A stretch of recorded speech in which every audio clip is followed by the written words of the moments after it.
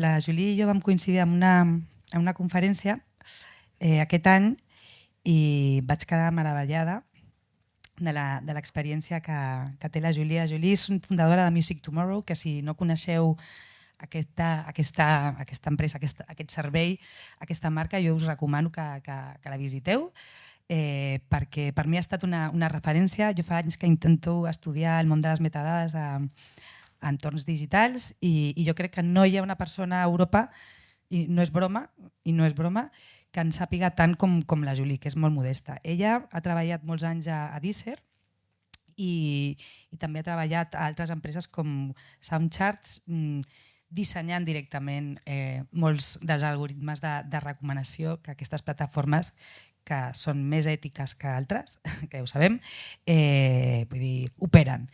I jo crec que jo estic molt emocionada que hagi vingut a Barcelona, perquè òbviament no viu aquí, viu a fora, per explicar-nos exactament com funciona tot el procés de discoverability, que no puc dir més ho puc dir en anglès perquè aquesta paraula és difícil de traduir, com funciona la discoverability en plataformes digitals musicals. I ella, jo crec que podríem estar aquí tot el dia fent preguntes perquè segur que tenim molt a aprendre. Així que, Julie, thank you for being here and the floor is yours.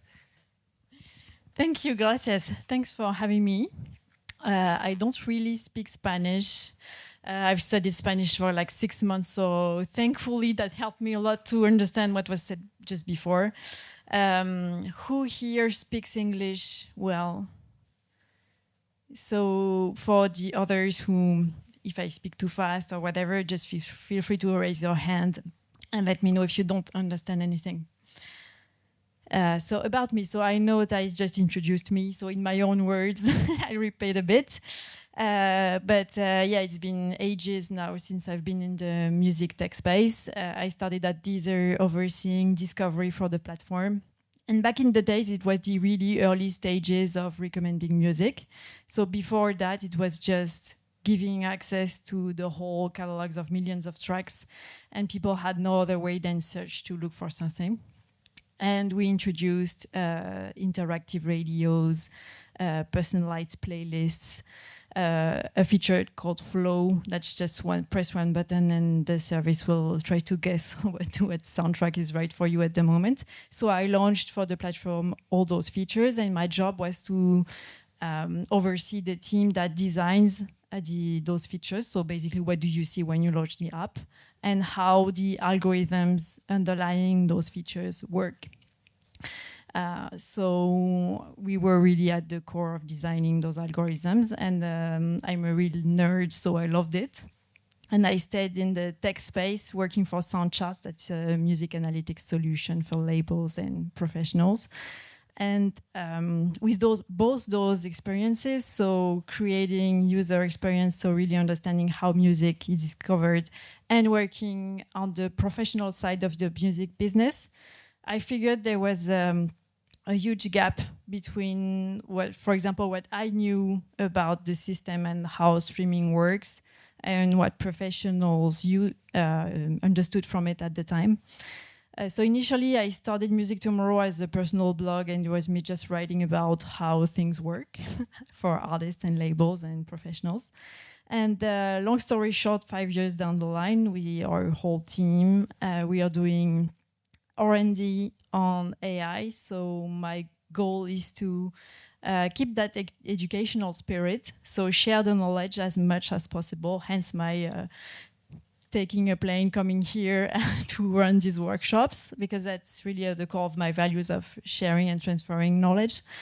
And because I cannot go everywhere in the world, we have the digital version of me online with an academy that you can take the course online if you like. And you can also have a platform that will decrypt how a recommender sees your artists and how they see your projects, because the core of the company's mission is to open the black boxes of AI and, for instance, recommender algorithms.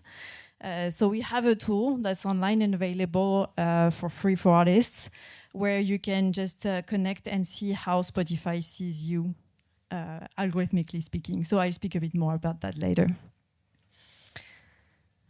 So why should you listen to me? I'm assuming that you're already convinced, but still. When I started working on music discovery, the top sources, like the top trusted sources to discover music, were the radio. So I think 10 years ago it was the radio, and it was word of mouth. And it took quite some time. Whether that's good or not, that's not my job to say, but yes? Word of mouth, yes. Yes, people speaking, like recommendations from family and friends. Yeah. Thanks for interrupting too, because you might not have been the only one not getting that. And now it's not like friends and family and radio are really at the bottom. So it still represent like 20% of discoveries. And really, the top sources of discovery have become YouTube and streaming services for music. And social media, of course, but TikTok is a bit below because it doesn't convert to fans as well as YouTube or streaming platforms. So they are really, these algorithms, they're really the gatekeepers of music careers. So it's really important that you understand at least how the gist of them work, and you will see it's not that difficult. To understand, I mean, you don't have to have a math PhD to understand how that works and to understand what you can do about it, because that's the most important thing. So I'm expecting you to participate in this session. So you will see I will ask questions and you will try to guess. So don't be afraid of giving me a wrong answer. We are here to learn. So that may seem very obvious, but the purpose, from the platform perspective, the purpose of recommendation of an algorithm on streaming is to help users find the perfect song match for a given taste, mood, and context. And I'm saying that because usually there is a lot of fantasy about some majors or labels being favored by algorithm, but that's actually not really a factor. Whatever the contract between, for instance, Deezer, Spotify, YouTube, and the rights holders has no impact on discovery. Like the math, there is not a weight for universal to get favored in recommendations. So that's the one I get a lot. And there's a simple reason for that. The platforms have no interest in doing that because that would basically destroy their relationships with all the other rights holders and make that a lot more complicated. That would be the main reason. And the top second main reason is that the platform ultimately wants people to subscribe. Basically, Deezer, Spotify, and the others want to stay alive, and to do that, they have to have subscribers, and subscribers stay when they are happy with the service. And that's why I'm clarifying that it's to help users, because I get those questions a lot about there's no point trying to influence in algorithms because the game is rigged anyway. That's not the case.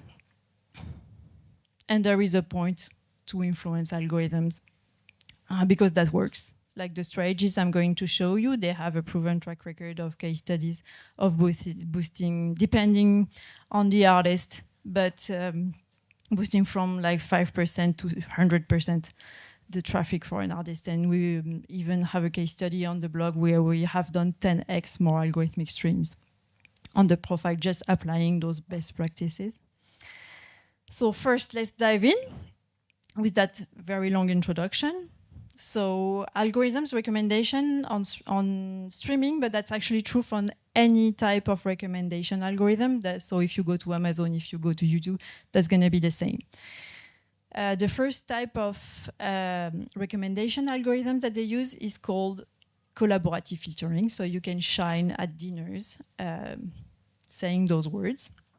And what that says is that if two artists or two tracks are very often, and very often I mean by the millions of ranges in the sense that Spotify has millions of users doing actions on the service. So if a lot of users listen to two artists in the same listening session. So a listening session is simply you taking your phone and listening to some music. Then those two artists will be considered similar. That's how that works. So, for example, if I listen to Taylor Swift a lot, assuming that most Taylor Swift fans also love Ed Sheeran, then I will, if I've never heard of Ed Sheeran, assuming, then I will get Ed Sheeran recommended to me because he's considered very similar because a lot of people listen to them jointly. Is that clear? Okay, we'll see. And well, the algorithms, when they consider two artists or two tracks similar, they consider different types of feedback. So there is the obvious feedback of you. So what we call explicit feedback is adding the track in my favorites. For example, if Spotify recommends me Ed Sheeran and I add it to my playlist, that's a very strong signal that I obviously liked what they recommended. If I share it, that's a strong signal. If I go and explore in the pages and if I go follow him as well. But also other types of feedbacks are analyzed. So listening session, how long have I spent listening to Ed Sheeran? Did I listen to the track entirely? So whatever users do below 30 seconds doesn't count. So you have to stay more than 30 seconds. That's the same amount. That's why people get paid from 30 seconds. And and obviously, if I listen to it on repeat, that's an even stronger signal than the saves. So question for you. Stay with me. We have seen, and that's expected, that so we analyzed, like there is a study of analysis, lots of playlists on Spotify. And they noticed that about a third of playlists that were featuring Notorious also were featuring Tupac. You know those two artists, right? Yeah. So it makes sense. I mean, different coast, but same era, same genre. Yeah. But some would argue, but still, they can belong to the same playlist. But also, like about a fifth, so 28% of playlists containing Notorious were also featuring Avicii. Any idea why? So I'm going to help you. We'll have choices. So is that A, they frequently found in party playlists together. There is a sample. C, they did a fit together. Or D, they both died. Somebody dares to try an answer? D? B? You think B? A? Mm-hmm. It's mostly A. And because of A, because of people going to parties and listening to those tracks together in the same playlist, then they are considered similar. So let's say you listen to Notorious, you will have a good chance, decent chance of getting Avicii recommended to you, while there is nothing to do with music or the style of the music. Because actually algorithms don't really care mostly about style. It's mostly about what people do and how do they consume sort of the music. And I always use this example because it's really easy to remember and to understand that concept of it's more important to be playlisted to, like being playlisted together matters more, and listen to together matters more than the actual music. But they have to be paying more to be considered? No, it's whatever the playlist name. It's really when they analyze, when they analyze playlists or listening sessions, they just look at the list of tracks. And if they have, save rate, completion rates, like if you listen to the playlist entirely without skipping, then that means that it's similar. It's okay to recommend them together. And that's the main, so the collaborative filtering is the main type of algorithm that's working on streaming platforms. So that's why it's the most important, and we'll see what that means for you guys. But you will tell me it's fine, but what about new releases? Because they don't have any streams, they don't have any playlists, so what do we do? You call me, give me lots of money. No, I don't do magic. There is a second family of algorithms called content-based. And content-based is what people think about when they think about optimizing their tracks at first. So it's analyzing the track. So you just created a track, you go to your distributor, you fill in all the forms they ask you, you put your track online. And what the service will do, since they know nothing about you, let's say it's your first time artist, first time you upload a track, they know nothing about you, so they only have that information to try to figure out who might like your music. So they analyze a bunch of things.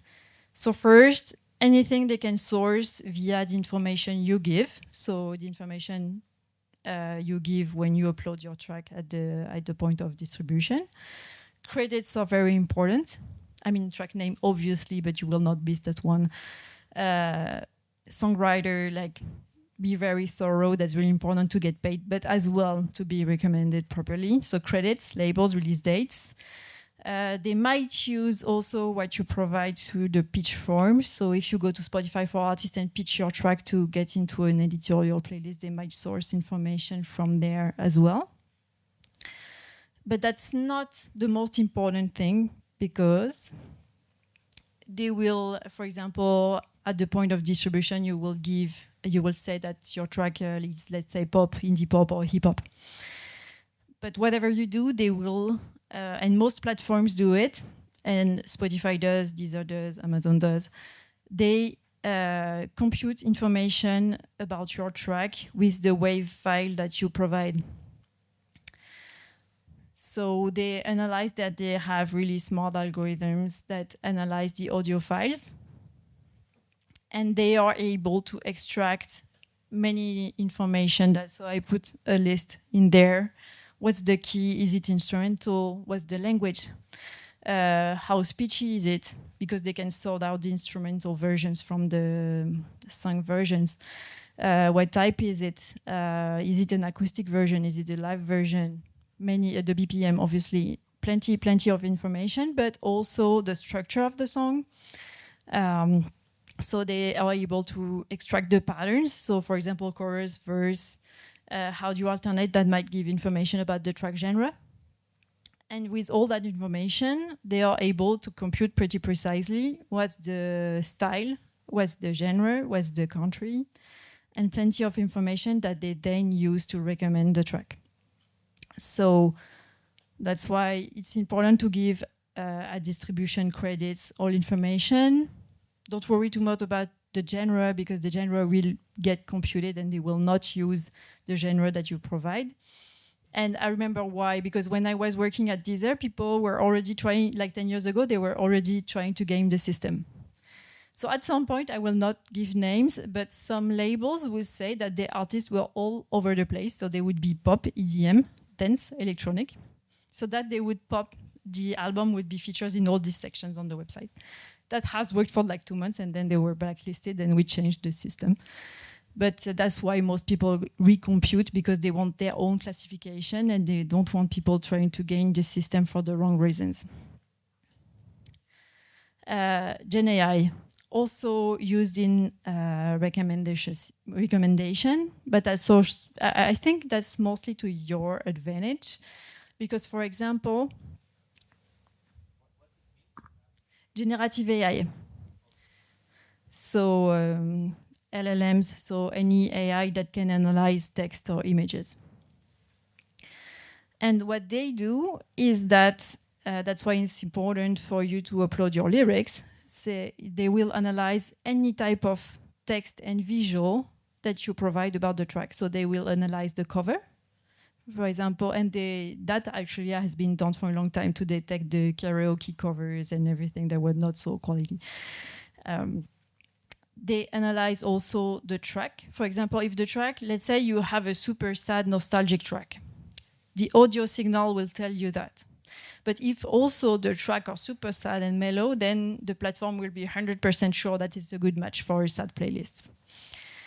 So they will analyze the lyrics and everything that's all the pieces of text that they can find about the track and the artist. So at the artist level, on Spotify for Artists, you can give your biography. For some big names, they will also analyze what's said on online, basically. So your Wikipedia page, all sorts of chatter to qualify the artist and the track.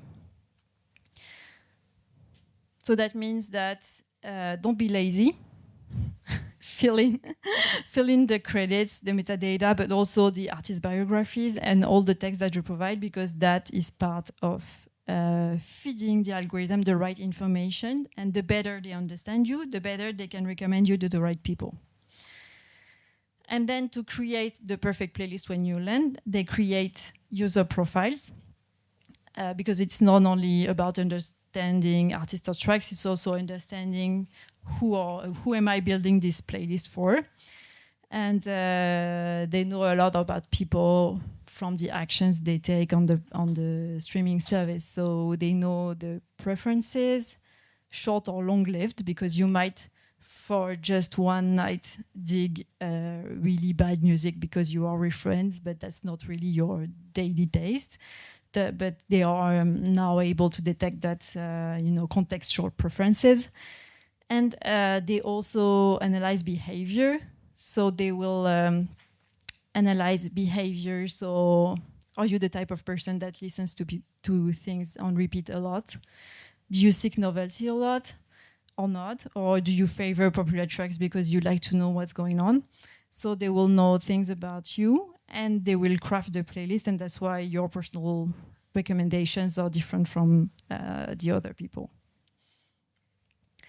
And bear in mind that here in this room, we all have chosen to work in the music industry, meaning that we are really not the average music streaming user. We are usually very active, listening to lots of music, lots of new music, and that's not the behavior of the regular Deezer or Spotify user. So that graph shows that to you.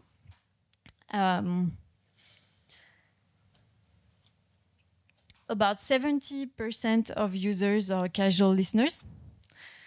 So casual means that they just launch a playlist and then do something else, meaning that they mostly don't interact.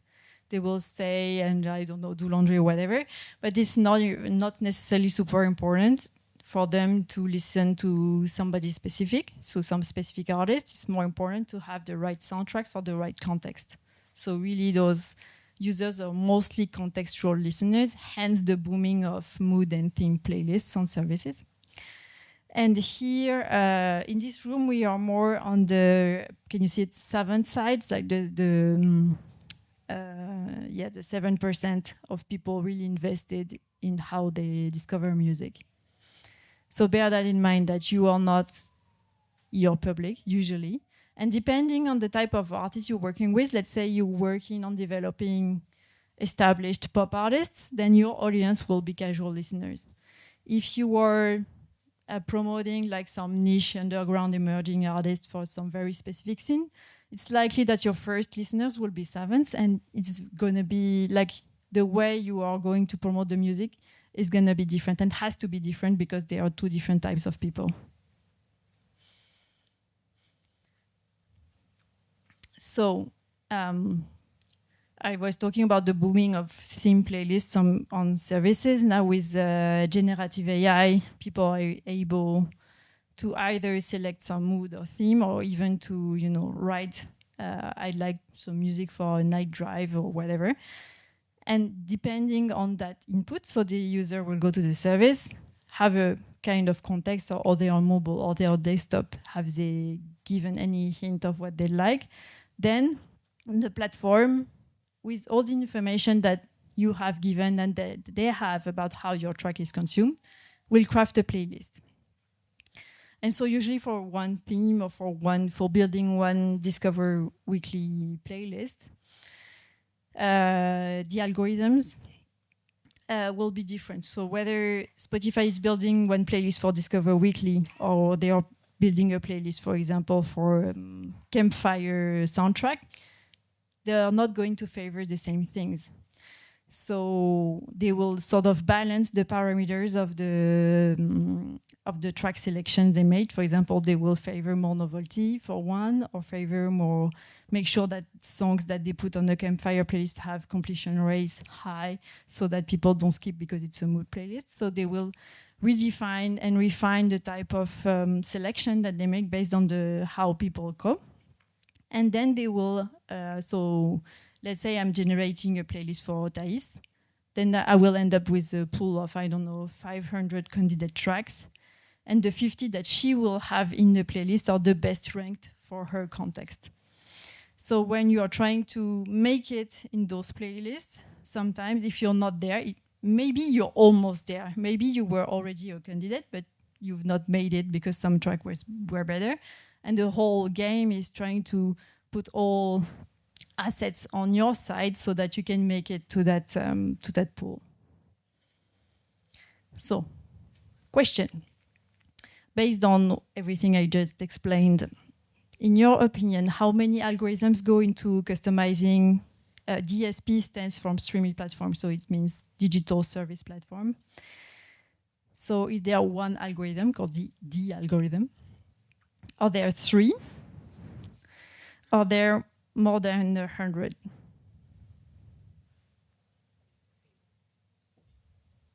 Yes, C, indeed. So you have all the families of algorithms that I've described. So collaborative filtering. So if I recap, collaborative filtering was all about analyzing how people listen to music and which artists or track are listened together.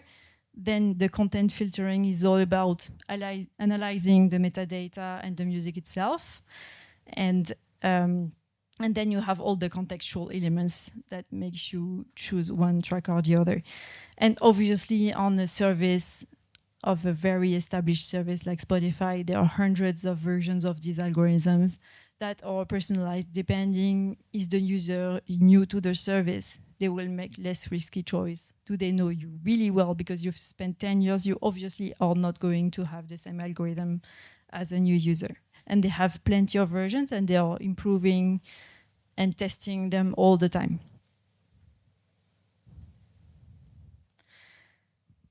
Then, in your opinion, what would be the best way to influence algorithms in your favor?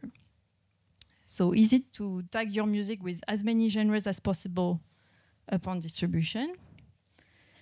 Is it B, generate tons of positive actions from fans or fans with similar tastes? C, do you buy streams to boost visibility and exceed popularity thresholds? Or is it D, post songs as often as possible?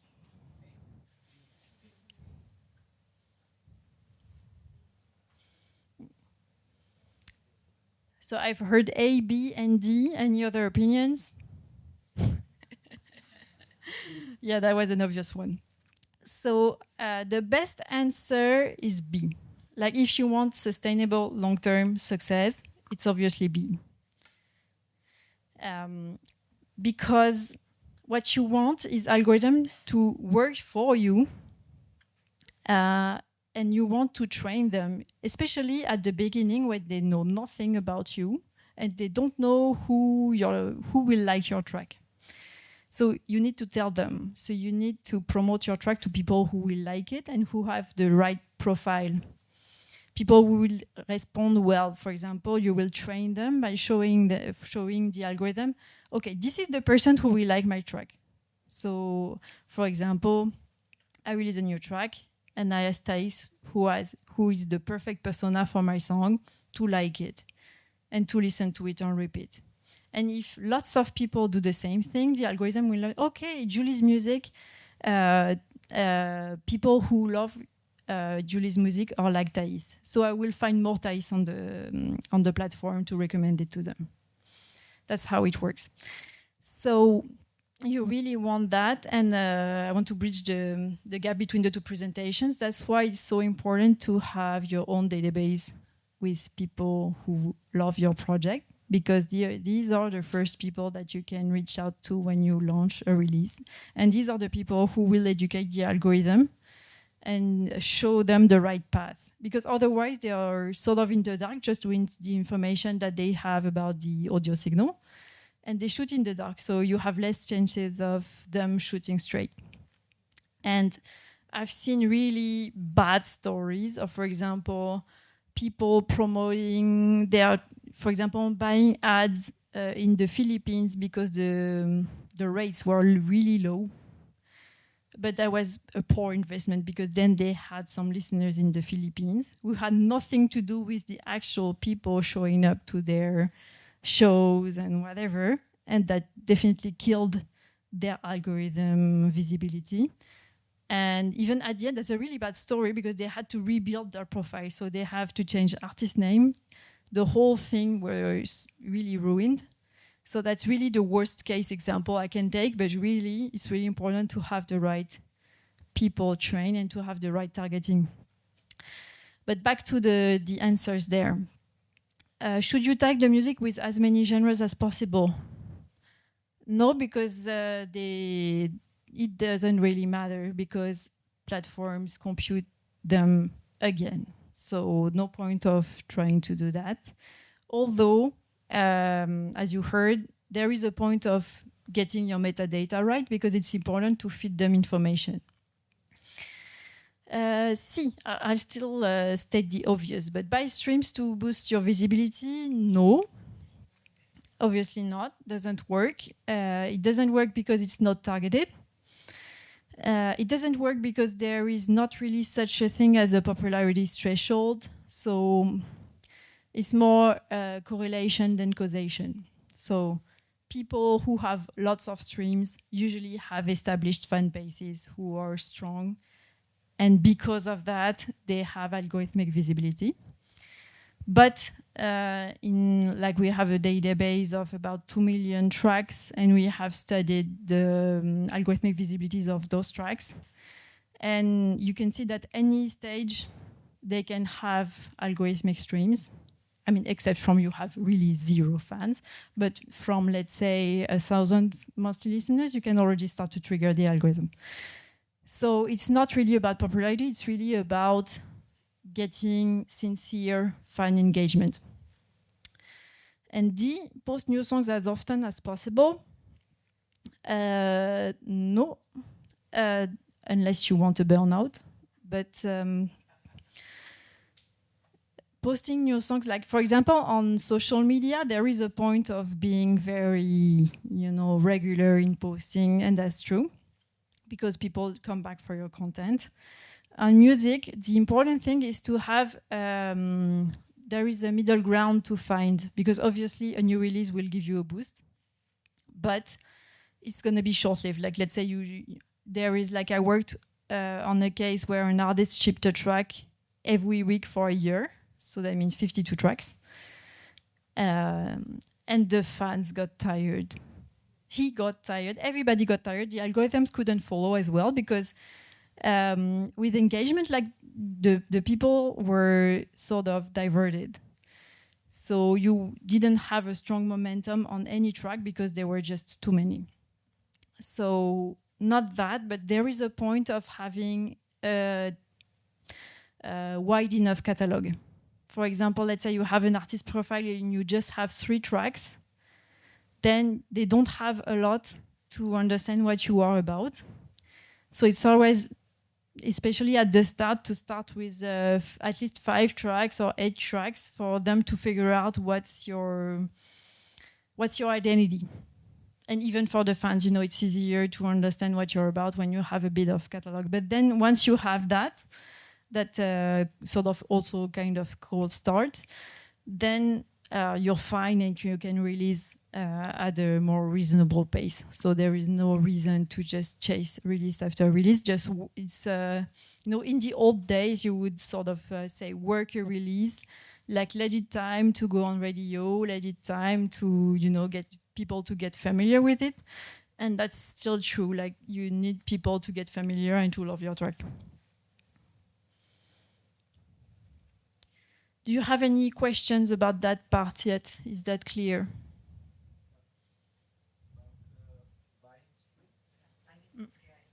I need to switch this micro with you, and I'm taking this one. About buying stream, I wrote, so you are more special than me, but that the album of Beyonce of pop, country pop, the last one, that Jay-Z, his husband, spent billions of dollars on promotion to put more visibility. So I suppose that he was buying streaming. Is that true or no? Or do you think that they are like a crazy strategy that nobody knows? But because I read this on the press and he spent like a lot of money on this. So just to understand, because your explication was really interesting about algorithm. What do you think about this? I think there are, from what I understand, I think it's very likely because buying streams is very different from doing marketing. For example, let's say you buy a YouTube ad. That's sort of fine. That's not really buying, like that's obviously buying views in a sense. So lots of big artists do that. Like they do campaigns on YouTube to have some, numbers under the video because that pleases somebody. So you can pass, for example, for Beyonce, for instance, that might even be the billion of views on a video, and you can buy that on YouTube to buy the the preview of the video. That's not really and that's actually marketing. So if you are smart about it and you promote it to the right YouTube channels of people, of targeted people, let's say you do proper marketing of spending money, but to spend it right to reach the right people, then that's fine. So, and that one is sort of in the blurry lines of in between proper marketing and buying views. But I said that one, we can call that buying streams, but that's fine because it's not too bad. And as opposed to, people, there are like sort of ill-intentioned people who promise you 1,000 streams on Spotify, and you just purchase that, and you have no clue of who will stream your track, and it's actually click farms somewhere in the world. That is plain bad because it's not targeted. Click farms. Yeah. So that part of internet exists, where you can imagine people with plenty of laptops and phones, and they just automate clicks just for the sake of you having clicks, but it's not real people. It's just click farms, yes. But then they have really, so don't fall into the trap because their websites are getting better with AI. So they have very fancy websites saying boost your career on Spotify. And actually any website that promises you a given amount of streams on a streaming platform is plain illegal. Because there is no way to do that. If you want to do it properly, that's a marketing campaign. And these are players like Meta, YouTube, Control Reach, or whoever. They would do actual campaigns for you, but they will not. I mean, they will not promise you streams because that's something you can't promise if you do marketing right. So, but Jay-Z, my question about Jay-Z, so it's free, you think? I think they paid YouTube. I think they made a campaign on YouTube and they called it buying views, which sort of is true. Yeah.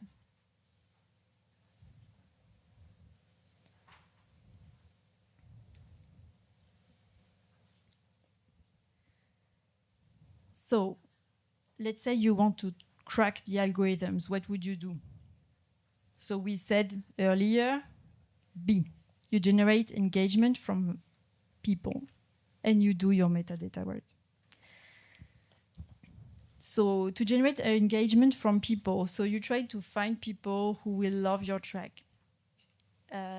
First trap is to think that, and that's a very common marketing trap, is to think that everyone will love your music. I've had artists who said, no, Julie, I don't want to choose because I think really my music can speak to anyone. Really not, because it's French and it's cello, so I don't think so.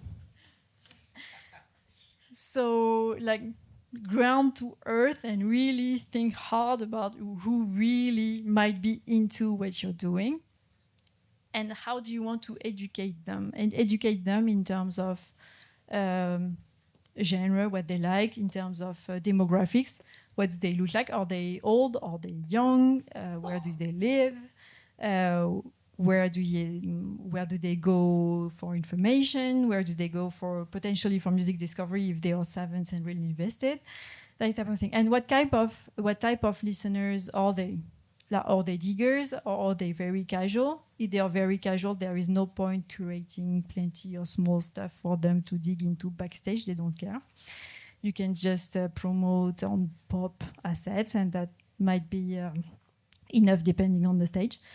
So really think about who might like your music. And depending on when you stand, but starting from, let's say you already have 1,000 monthly listeners, you can already know who you have attracted to your profile on streaming. And that's the R&D I was mentioning earlier. Like, with my team, we have built a tool that sort of decrypts how Spotify sees your artist. And then instead of just telling you how you have that amount of streams or whatever, you tell you who has been exposed to your music before they actually made a stream. So, and it's free for artists. So you can just, if you have an artist profile in mind, you have a free credit, so you can just generate what we call a snapshot. So you can generate one analysis for an artist of your choosing with this app.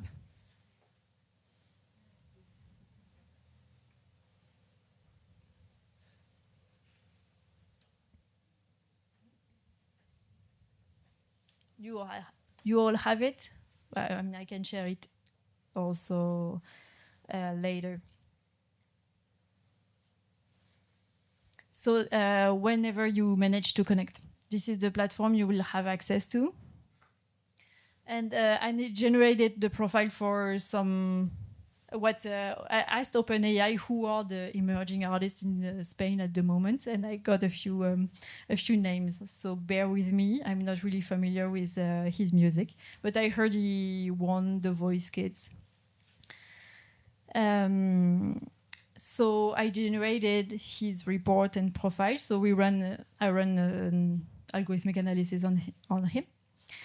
And so here we have a few numbers, so not that much, so it's still an emerging stage. So 7,000 followers. We had a big mistake, but it's about 20K.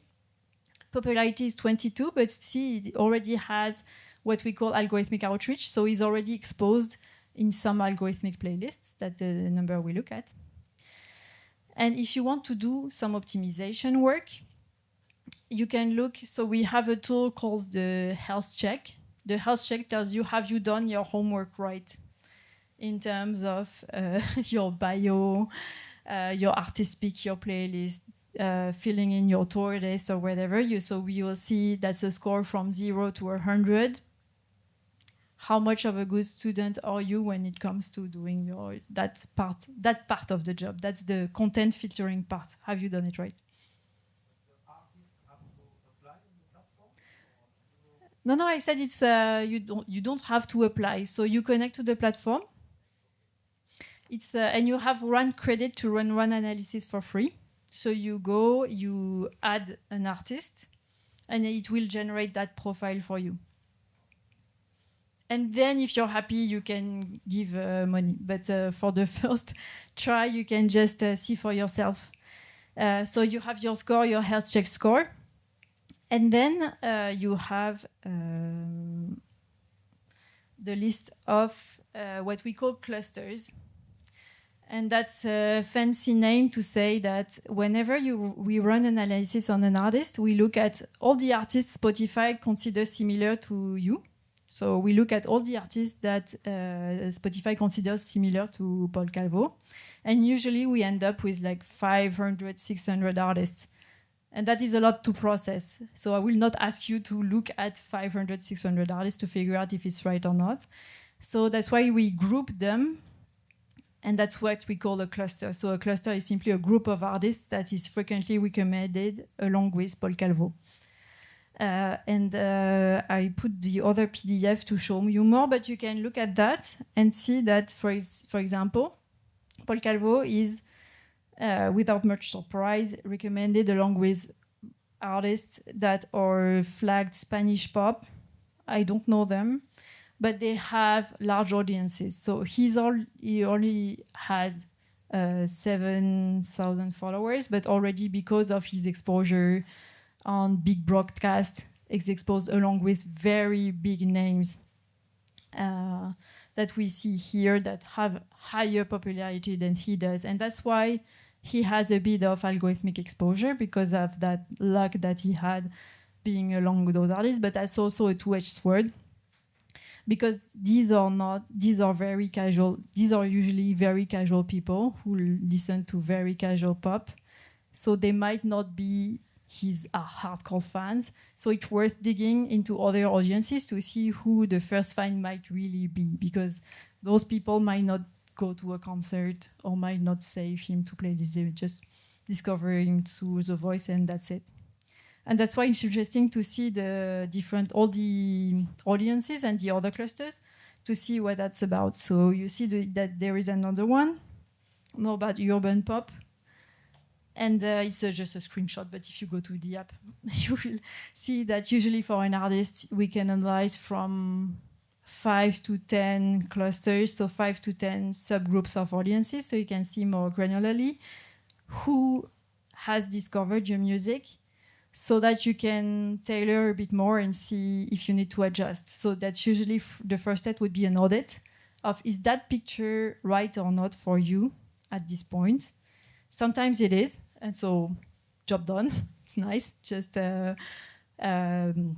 don't hit the brakes and go on. Or you can see, and for example, if you think that you don't have enough visibility, that you don't have a lot of algorithmic presence, you might have the explanation there, because you might be positioned with the wrong artist, with the wrong people.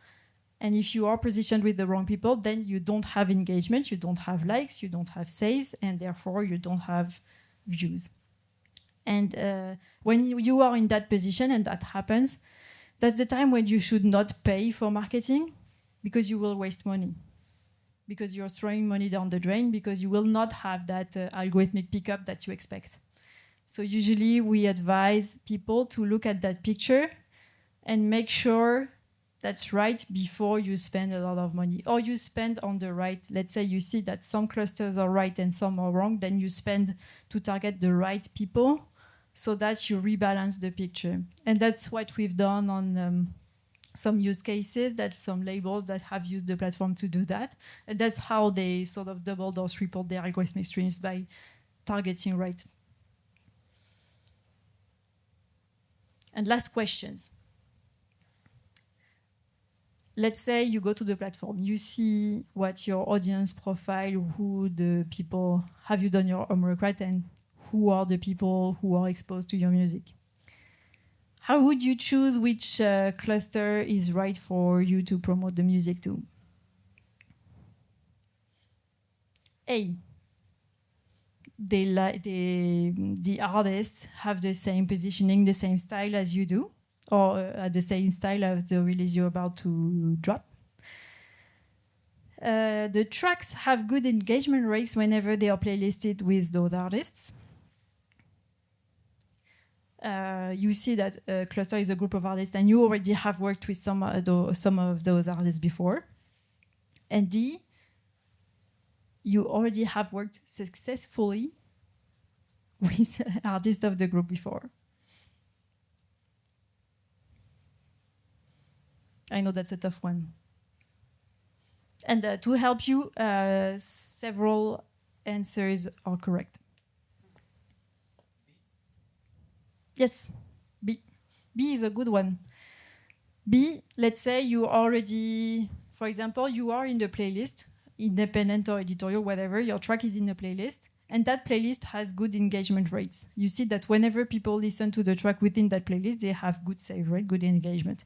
It means that in that context, when people discover your music in that playlist context, for example, when they discover your music in that campfire playlist, they like it. It means that the campfire audience is right for you. So B works.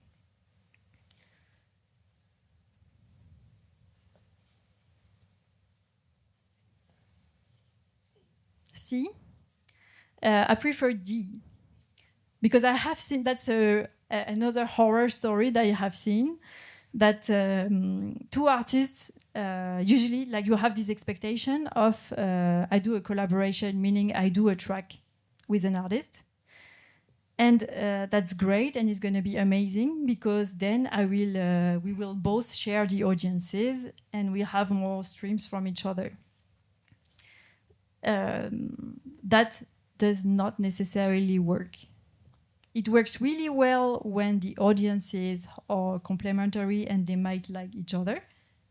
But for example, if you have a metal band doing an acoustic ballad with some pop artist, do you think that would work? Do you think the metalheads would love, I don't know, the voice kit that I just introduced?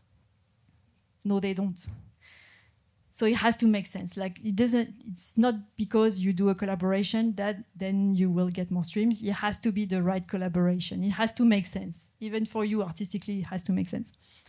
So C is not necessarily a bad idea, but I've seen plenty of cases where the collaboration just did nothing because the audiences were just too far from each other, or it also depends on how you market it and to who you market it. So it's always it depends kind of answer, but usually you prefer a track record of some kind of similarity.